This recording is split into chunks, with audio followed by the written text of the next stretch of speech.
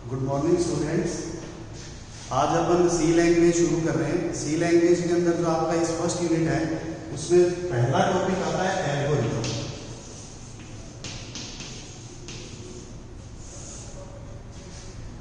आज अपन एल्गोरिथम के ऊपर डिस्कस करेंगे कि एल्गोरिथम क्या होता है, किस तरीके से अपन उसको यूज करते हैं, प्रोग्रामिंग में इसका क्या इंपॉर्टेंस है या किस किस एस्पेक्ट में अपन इसको लागू कर सकते हैं। जैसा कि अपन जानते हैं प्रोग्राम दो चीजों से मिलकर बनता है। A program usually have to basic concepts. First, it's logic. पहला जो इसका पार्ट होता है वो कहलाता है लॉजिक, और दूसरा जो पार्ट होता है उसका वो अपना कहलाता है कोडिंग। मतलब अपन कंप्यूटर सिस्टम के अंदर कोई भी प्रोग्राम जो बनाते हैं वो इन दो पार्ट से मिलकर बनेगा, लॉजिक से और कोडिंग से। अपन जब सी लैंग्वेज पढ़ रहे हैं तो उसके अंदर जो लॉजिक है वो बहुत इंपॉर्टेंट पार्ट बन जाता है, या अपन दूसरे शब्द में कहें कि it is main aspect of programming, it is important part of programming. ये सबसे इंपॉर्टेंट पार्ट है प्रोग्रामिंग के अंदर कि लॉजिक अपन कैसे क्रिएट करते हैं। अच्छा, लॉजिक का एक खासियत और भी है कि अपन प्रोग्राम का कोड अलग अलग लैंग्वेज में बना सकते हैं। अपन चाहें तो उसको सी लैंग्वेज में बनाएं, C++ लैंग्वेज में बनाएं, जावा में, या कोई दूसरी आजकल जितनी भी एडवांस लैंग्वेज है सब में बना सकते हैं। बट लॉजिक हमेशा सर्टेन रहता है, ये हमेशा कांस्टेंट रहता है। मतलब लॉजिक हमेशा सेम रहेगा। आपको प्रोग्राम कोई भी डेवलप करना हो उसी एक लॉजिक से आप उसको अलग अलग प्लेटफॉर्म के अंदर डेवलप कर सकते हो, आराम से कर सकते हो। ये चीज अपने को समझनी सबसे जरूरी है। तो इसलिए अपन ये भी कह सकते हैं दूसरे शब्दों में कि it is a backbone of programming. ये प्रोग्रामिंग की रीढ़ की हड्डी है, और इसको समझने के लिए अपन जो चीज या जो कॉन्सेप्ट अप्लाई करते हैं उनमें से एक कॉन्सेप्ट अपना है एल्गोरिथम। यानी कि उन सब में अपन एल्गोरिथम को मेन कॉन्सेप्ट के रूप में मानते हैं। तो आज अपन ये स्टडी करेंगे कि एल्गोरिथम क्या होता है, किस तरीके से अपन इसको डेवलप करते हैं, इसमें कौन कौन से एस्पेक्ट्स लागू होते हैं, किन रूल्स के तहत वो बनता है। आपकी ये जो फर्स्ट यूनिट है इसके अंदर एल्गोरिथम सबसे मोस्ट इंपॉर्टेंट पार्ट है। आपके जो तीनों सेक्शंस होते हैं A, B और C, तीनों सेक्शंस के अंदर ही एल्गोरिथम के क्वेश्चन पूछे जाते हैं। और मोस्टली इसका जो क्वेश्चन आता है वो अपना प्रैक्टिकल वे के अंदर आता है। मतलब आपको यूँ पूछा जाएगा कि एल्गोरिथम किसे कहते हैं, इसकी डेफिनेशन होगी, इसके साथ में कोई ना कोई इसके फीचर्स के बारे में, या कोई एक एल्गोरिथम बनाने के उद्देश्य से, या कोई भी एक दूसरा कॉन्सेप्ट जैसे एल्गोरिथम की कैरेक्टरिस्टिक्स क्या क्या होती हैं, एल्गोरिथम के अंदर कौन कौन सी एडवांटेज होती हैं, इनसे संबंधित पूछा जाता है। खैर, अब अपने को इस चीज को शुरू करना है कि एल्गोरिथम क्या होता है। आज अपन यहां से स्टार्ट करते हैं।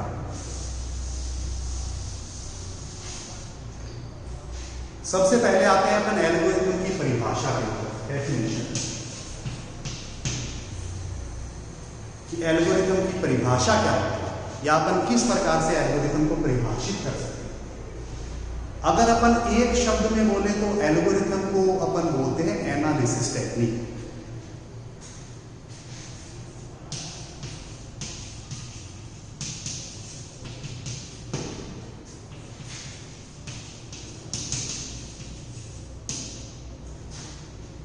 यूं कह सकते हैं अपन कि algorithm is an analysis technique. Algorithm एक विश्लेषण विधि होती है। विश्लेषण का मतलब होता है जो एक्सप्लेन करती है। किस चीज को एक्सप्लेन करती है? अभी अभी अपन ने पढ़ा कि प्रोग्राम के लॉजिक को एक्सप्लेन करती है। या अपन यूं कहें कि प्रोग्राम का जो पार्ट होता है, मेन पार्ट लॉजिक, वो कैसे बनता है, वो चीज इसके द्वारा एक्सप्लेन किया जाता है। तो it is an analysis technique which explain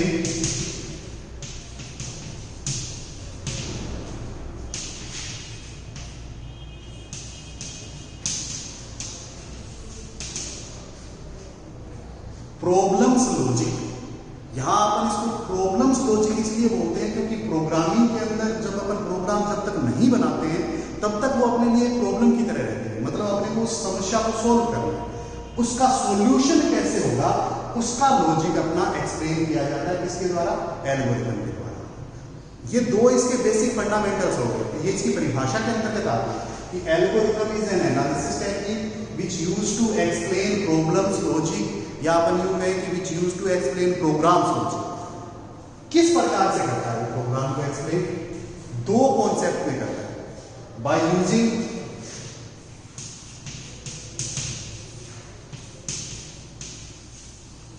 standard English language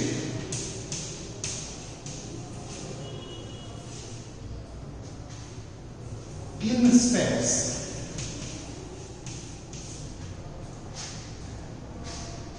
अगर अपन एल्गोरिथम को एक साथ परिभाषित करते हैं तो ये चार चीजें अपने को एक साथ इंप्लीमेंट करनी पड़ती है, या अपन इन चार चीजों को एक साथ लेके चलते हैं।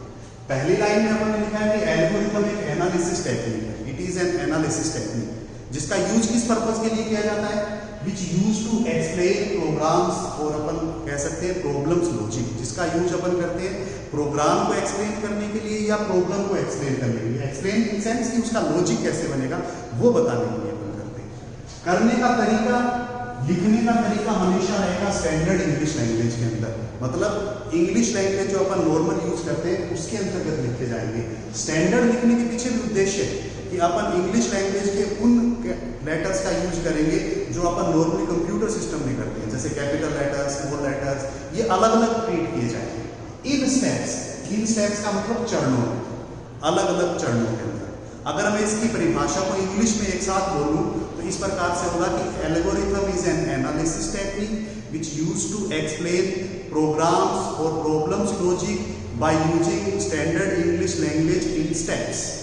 या अपन हिंदी के अंदर इसको इस प्रकार से बोल सकते हैं कि एल्गोरिथम एक एनालिसिस टेक्निक होती है जो किसी प्रोग्राम या प्रॉब्लम के लॉजिक को एक्सप्लेन करती है, उसको एक्सप्लेन करने के लिए स्टैंडर्ड इंग्लिश लैंग्वेज के स्टेप्स का यूज किया जाता है। ये तो अपना हो गया एक बेसिक फाउंडेशन कि एल्गोरिथम होता क्या है, किस तरीके से अपन उसको इंप्लीमेंट करते हैं, या प्रोग्रामिंग में उसका उद्देश्य क्या है।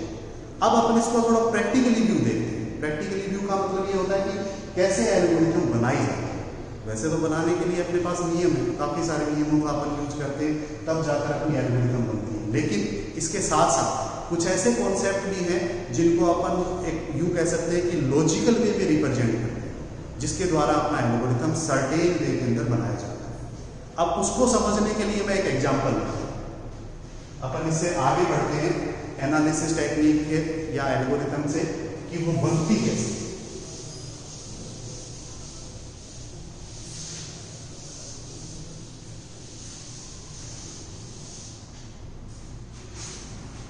इसका सबसे सिंपलेस्ट एग्जांपल है एडिंग टू नंबर्स, दो संख्याओं को जोड़ना।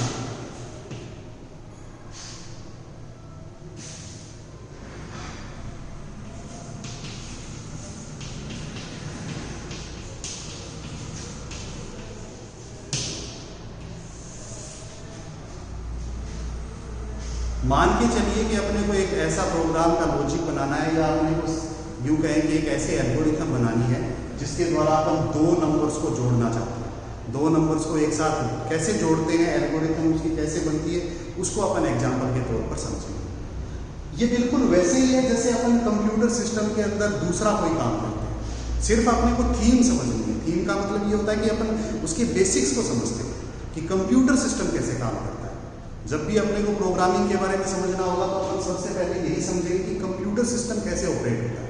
और कंप्यूटर सिस्टम कैसे ऑपरेट होता है वो आप सभी लोग जानते हैं। कैसे ऑपरेट होता है? कंप्यूटर सिस्टम में यूजुअली दो पार्ट्स होते हैं। यहाँ पर यूं कहें कि कंप्यूटर सिस्टम दो एलिमेंट्स से मिलकर बनता है।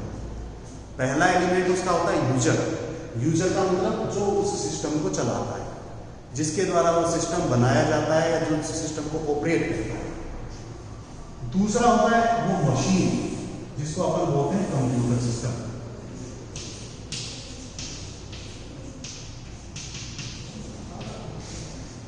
ये अपना सेकंड पार्ट है। इन दोनों की खासियत क्या है, ये दोनों एक साथ वर्क कैसे करते हैं, इसका बिल्कुल सिंपल सा सिनेरियो है, बहुत सिंपल सा तरीका है। क्या सिंपल सा तरीका है? सबसे पहले ये काम करता है, मतलब यूजर इस कंप्यूटर सिस्टम को इनपुट देता है।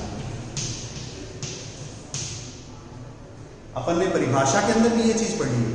कंप्यूटर को कैसे परिभाषित करते हैं अपन कि कंप्यूटर एक इलेक्ट्रॉनिक डिवाइस है जिसमें यूजर कंप्यूटर सिस्टम को इनपुट प्रोवाइड करता है। इनपुट का मतलब इसको कोई ना कोई इंस्ट्रक्शन, कोई डेटा, कुछ भी देता है, कीबोर्ड के माध्यम से, माउस के माध्यम से या कोई दूसरी इलेक्ट्रॉनिक डिवाइस के माध्यम से।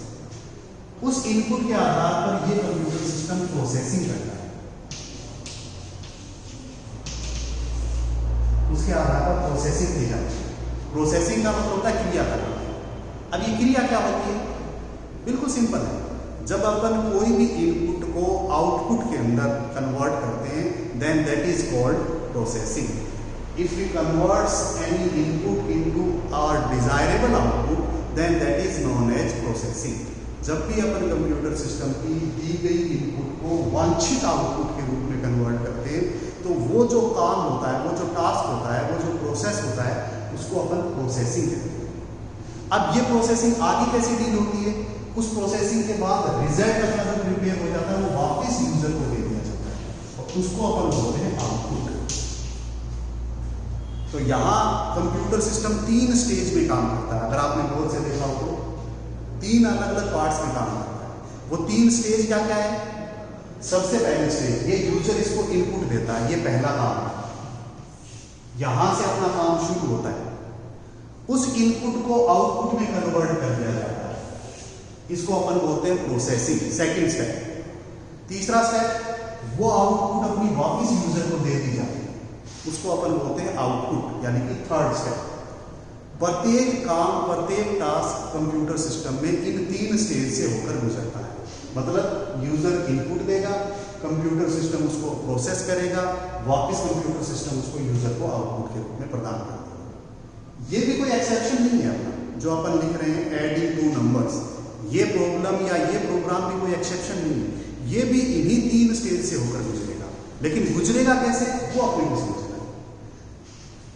इसको अपन और ज्यादा रिलेटिवली समझ रहे हैं। अब अपन इसको कंप्यूटर सिस्टम के साथ इस प्रोस्पेक्टिव में समझेंगे कि ऐड 2 नंबर्स कैसे किए जाते हैं। जैसे यूजर वो कंप्यूटर सिस्टम को इनपुट देगा। अपन ने अभी डिस्कस किया कि सबसे पहली स्टेज ये होगी जिसको अपन बोलते हैं नंबर 1, यानी कि कंप्यूटर सिस्टम के द्वारा इनपुट दी जाए।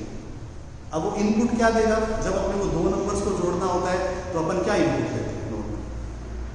ये अपना खुद का कॉन्साइज है। मतलब जितना अपन लॉजिक के बारे में खुद सोचेंगे उतना ही अच्छा लॉजिक प्रिपेयर होता है हमेशा।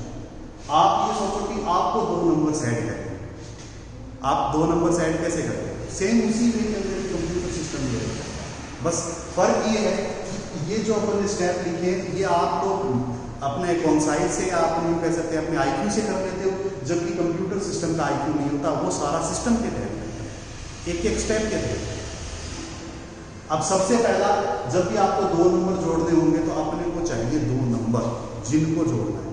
जैसे मैं आपको बोलता हूं कि आपको 2 नंबर जोड़ना, 2 नंबर ऐड करना, तो आप मेरे से सबसे पहला क्वेश्चन यही करोगे कि सर कौन कौन से नंबर हमको जोड़े, यानी कि मैं आपको 2 नंबर दूंगा। दूसरे शब्दों में अपन ये कह सकते हैं, और कंप्यूटर की भाषा में अपन ये कह सकते हैं कि मैं 2 नंबर इनपुट करूंगा। मतलब यूजर उस कंप्यूटर सिस्टम को 2 नंबर्स इनपुट करेगा। ये इसका पहला स्टेज है। अब जैसे अपन मैथमेटिक्स के अंदर मानते हैं हमेशा कि वो 2 नंबर्स हो गए x और y, या कुछ नहीं हो सकते 2 नंबर। मैंने ये मान लिया कि वो 2 नंबर है x और y, या यूं कह सकते हैं अपन यूजर ने कंप्यूटर सिस्टम को 2 नंबर्स जो दिए हैं वो है x और y। ये अपना पहला स्टेज या पहला पार्ट हो गया इनपुट का। अब उसके बाद क्या होगा? प्रोसेसिंग। ये कंप्यूटर सिस्टम करता है। कंप्यूटर सिस्टम बिना यूजर के सहयोग नहीं करता है, या अपन यूं कहें कि कंप्यूटर सिस्टम के पास अपने रिसोर्सेज होते हैं। जैसे ALU, अर्थमेटिक लॉजिक यूनिट, उसका मेन काम यही होता है जोड़ना और उसके लॉजिक को एक्सप्लेन करना। मतलब कैसे जोड़ते हैं, कैसे घटाते हैं, कैसे मल्टीप्लाई करते हैं, ये सारी चीज़ अपन इस कंप्यूटर सिस्टम के ALU की सहायता से कर सकते हैं। उसके अंदर वो सारी कैपेबिलिटीज होती हैं। अब उस प्रकार से अगर अपन देखें तो कैसे आगे बढ़ेंगे? ये सिंपली इन जो 2 नंबर्स हैं, 2 नंबर्स का मतलब x और y, इनको जोड़ेंगे और इनको जोड़कर वो रिजल्ट प्रिपेयर करेगा। इसका मतलब वो रिजल्ट कहीं ना कहीं आपको स्टोर करना पड़ेगा। स्टोर करने का मतलब एक और जगह या एक और अपने को नंबर चाहिए जिसके अंदर अपन रिजल्ट स्टोर करेंगे। सपोज करते हैं वो नंबर आ गया अपना z। तो प्रोसेसिंग को अगर अपन देखें या ये सेकंड अगर अपन पार्ट देखें तो ये सिंपली अपन इस प्रकार से लिख सकते हैं, z assignment x plus y, यानी कि x और y को जोड़ा और z के अंदर स्टोर कर दिया। ये अपना सेकंड पार्ट है। देखिए अपन क्या पढ़ रहे हैं? 2 नंबर्स को ऐड करना। 2 नंबर्स को ऐड करने में अपन ने कहां से शुरुआत की कि सबसे पहले 2 नंबर्स लेने पड़ेंगे। कुछ भी हो सकते हैं वो 2 नंबर्स, तो इस वजह से अपन क्यों बोलते हैं कि वो 2 नंबर्स मान के चलते हैं अपने हो गए एक्स और वाई, इन दोनों को अपन ने दिया। उसके बाद प्रोसेसिंग सेकंड स्टेप पे चला गया। सेकंड स्टेप का मतलब ये हुआ कि इन दोनों नंबर्स को कंप्यूटर सिस्टम का ALU अर्थमेटिक लॉजिक यूनिट उनको जोड़ेगा और तीसरे नंबर में स्टोर कर देगा। थर्ड नंबर है अपना जेड के अंदर उसको स्टोर कर देगा। ये काम अभी तक कंप्यूटर सिस्टम के पास ही पड़ा है, अभी तक आगे नहीं बढ़ा। तो अपन इसको आगे कैसे बढ़ाएंगे? आगे बढ़ाने के लिए इसके बाद आता है थर्ड स्टेप, जिसको अपन बोलते हैं आउटपुट। आउटपुट का सिंपल सा मतलब क्या होता है? आउटपुट का मतलब होता है जो कंप्यूटर सिस्टम से वापस यूजर को दी जाती है, या अपन दूसरे शब्दों में कहें कि जो अपन ने यहाँ पर रिजल्ट प्रिपेयर किया है वो वापस यूजर को दे दिया जाना, ये अपना आउटपुट कहलाता है। तो यहाँ पर आउटपुट जो वैल्यू होगी वो अपनी होगी ये वाला नंबर, क्योंकि अपन ने रिजल्ट इसके अंदर स्टोर कर रखा है जेड में। तो इसका मतलब अपन यहाँ जो आउटपुट करेंगे वो वैल्यू होगी जेड। अगर अपन इन तीनों स्टेप्स को एक साथ देखें तो 2 नंबर्स को ऐड करने का जो लॉजिक है वो कैसे प्रिपेयर होगा? सबसे पहले 2 नंबर इनपुट किए जाएंगे, उन दोनों नंबर्स को जोड़कर तीसरे नंबर में डाला जाएगा, वो तीसरा नंबर वापस आउटपुट कर दिया जाएगा। तो ये वाला पूरा का पूरा कॉन्सेप्ट कहलाता है लॉजिक। किस चीज का लॉजिक? किसी भी प्रोग्रामिंग का लॉजिक या किसी भी प्रोग्राम को बनाने का लॉजिक। यहां अपन वो प्रोग्राम बना रहे हैं, 2 नंबर्स को ऐड करें। अब मैं इसको थोड़ा सा सिस्टमेटिक भाषा के अंदर लिखता हूं। ये जो अपन ने यहाँ डायग्राम की सहायता से समझा है, इसको अपन थोड़ा सा और सिस्टमेटिक करते हैं एल्गोरिथम बनाने के लिए।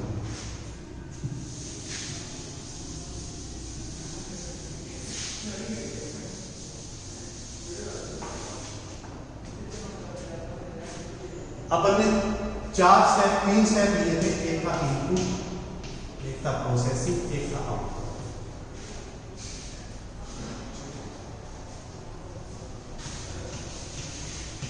Input, processing, output. लिया क्या था आपने कि जब भी अपने को कोई भी 2 नंबर्स को जोड़ना होता है तो 2 नंबर अपन इनपुट के रूप में लेंगे। सपोज वो मैंने ले लिए x, y, ये 2 नंबर्स अपने A भी ले सकते हो आप, P, Q भी, जो मर्जी हो, अपने को सिर्फ असाइन करने हैं कि ये 2 नंबर्स। प्रोसेसिंग क्या होगी? एक तीसरे नंबर में इन दोनों नंबर्स को जोड़कर वैल्यू को स्टोर कर दिया जाएगा। ये काम करेगा कंप्यूटर सिस्टम अकेला, अपने आप ALU के साथ। आउटपुट कौन सी वैल्यू होगी? जिसमें अपना रिजल्ट। कोई भी एल्गोरिथम बनाने के लिए अपन ये 3 स्टेप्स को यूज करते ही, इससे पहले एक और स्टेप यूज करते हैं, उसको अपन बोलते हैं मेमोरी स्पेस। इसके पीछे भी मैं रीजन बताऊंगा क्यों यूज करते हैं। देखिए, ये जो मैंने लिखा है ये सारा का सारा कहीं ना कहीं स्टोर होता है। स्टोर होने का मतलब क्या होता है? जैसे आप लोगों को कहा जाए कि आपको 10 और 20 2 नंबर जोड़ने, तो आप मेरे को फटाफट रिजल्ट के रूप में बता देते हो कि 2 का रिजल्ट आता है 30। मैंने आपको बोला कि आपको 10 और 20 जोड़ना है, आप फटाफट मेरे को बता देते हो 30। मैं कोई बहुत बड़ी डिजिट बताता हूँ, मान के चलो कि मैंने कोई ऐसी डिजिट बताई कि आपको 7,06,340 के अंदर 3,05,310 दो। उस केस में क्या होता है? उस केस में ये होता है कि आप लोगों को वो डिजिट रिमेंबर नहीं होती। इस केस में इसके लिए आपको उसको याद रखना पड़ेगा। इतनी बड़ी संख्या आप याद नहीं कर सकते, इतनी बड़ी कैलकुलेशन आप अपने IQ लेवल पे नहीं कर सकते, उसके लिए आपको बहुत प्रैक्टिस चाहिए। तो इसका एक सर्टेन सा तरीका क्या है कि जब मैं आपको बोलता हूं तो वो आप कहीं ना कहीं लिख लेते हो, जो आप लिखते हो फिर उसके बाद उसको जोड़ते हो। ये मेरा बताने के पीछे विशेष उद्देश्य है। क्या उद्देश्य है कि अपन कंप्यूटर सिस्टम में भी ये जो चीज मैंने बताई है कि अपन 2 इनपुट देंगे, 2 को जोड़ के तीसरे में स्टोर करेंगे, ये सारी चीजें कहीं ना कहीं स्टोर होंगी। मतलब कंप्यूटर सिस्टम का खुद का कोई IQ लेवल नहीं होता, बिल्कुल 0 होता है। तो अपने को उसका IQ लेवल बनाना पड़ता है, और बनाने का मतलब ये है कि उस चीज को अपने को कहीं ना कहीं स्टोर करना पड़ता है। स्टोरेज के लिए चाहे अपन टेम्परेरी यूनिट लें चाहे परमानेंट यूनिट लें, लेकिन वो कहीं ना कहीं स्टोर होता है, और जहां वो स्टोर होता है उसको अपन बोलते हैं मेमोरी स्पेस। तो यहाँ जो अपन यूज कर रहे हैं वो है, सबसे पहला जो कॉन्सेप्ट है वो है कि वो काम के लिए कितना मेमोरी स्पेस है। ये बिल्कुल सिंपल है, जितना आपने यहाँ लिखा है। जैसे अपने को 2 नंबर्स को जोड़ना है तो अपन कितने मेमोरी स्पेस लेंगे? 2 तो वो नंबर स्टोर करेगा, जिनके अंदर अपन वैल्यू दें, जैसे x और y, वो दो नंबर्स को। तीसरा जिसके अंदर रिजल्ट आए वो। इसका मतलब अपने को इस काम को करने के लिए, ये जो मैंने रफ सिनेरियो लिखा है इसी से स्पष्ट हो रहा है, इस काम को करने के लिए अपने को टोटल 3 मेमोरी स्पेस चाहिए। तो सबसे पहला काम अपन यही दिखाई देते हैं, वो 3 मेमोरी स्पेस अपन यहाँ लिखते हैं x, y और z। ये अपना रफ लॉजिक हो गया किसी भी दो नंबर्स को ऐड करने का। रफ लॉजिक क्यों हो गया? क्योंकि अपन इसकी सहायता से इंप्लीमेंटेशन करेंगे। क्या करेंगे, या कंप्यूटर सिस्टम दो नंबर्स को कैसे जोड़ता है, बिल्कुल सिंपल सा तरीका है। सबसे पहला काम करेगा कंप्यूटर सिस्टम, कंप्यूटर की मेन मेमोरी यानी कि रैम के अंदर 3 मेमोरी स्पेस क्रिएट करेगी। जब अपन दो नंबर्स को जोड़ेंगे तो इसका मतलब 3 मेमोरी स्पेस क्रिएट होगी। वो 3 मेमोरी स्पेस अपन मान के चलते हैं कि अपन ने ले लिए x, y और z। फिर उसके बाद सेकंड क्या करेगा, 3 में से 2 मेमोरी स्पेस में वैल्यू इनपुट करवाएगा जो कि यूजर है। जैसे वो दो नंबर हो गया अपने x और y। फिर कंप्यूटर सिस्टम उन दो नंबर्स को जोड़ेगा और तीसरे नंबर में स्टोर कर देगा, यानी कि x और y को जोड़ा और z के अंदर वैल्यू स्टोर कर देगा। और फिर लास्ट स्टेप क्या होगा कि ये इसको z को आउटपुट कर देगा। आउटपुट का मतलब वापिस यूजर को दे देगा। इस चीज को अपन बोलते हैं एक तरीके से लॉजिक। ये तो मैंने रफ बताया। अब ये वर्क कैसे करेगा, बिल्कुल सिंपल है। सबसे पहला काम, जैसे ये वाला स्टेप अपना इंप्लीमेंट होगा, इसका मतलब कंप्यूटर की मेन मेमोरी में 3 स्पेस क्रिएट होंगे। ये सपोज मैंने वो 3 स्पेस लिए, इस प्रकार से इन तीनों के नाम हो गए। कौन कौन से नाम हो गए, x, y और z। फिर उसके बाद स्टेप 2, इनपुट। इनपुट कैसे काम करेगा, बिल्कुल सिंपल सा तरीका है। इनपुट का मतलब ये है कि जैसे सपोज ये कंप्यूटर की स्क्रीन, इस स्क्रीन पर आपको कीबोर्ड की सहायता से यहां पर आपका कर्सर ऐसे ब्लिंक करना शुरू कर देगा। ब्लिंक करने का मतलब है कि आपसे इनपुट मांग रहा है। कभी ये कर्सर आपको शो होगा, कभी वापस हाइड हो जाएगा। तो आपको कोई वैल्यू मांग रहा है, आपको वैल्यू देनी पड़ेगी। जैसे मैंने पहली वैल्यू दी 10, तो एंटर दबाया। इसका मतलब ये हुआ कि वो 10 वैल्यू जो अपन ने पहला मेमोरी स्पेस डिफाइन किया इनपुट के लिए यानी कि x, उसके अंदर जाकर स्टोर हो जाती है, यहां स्टोर हो।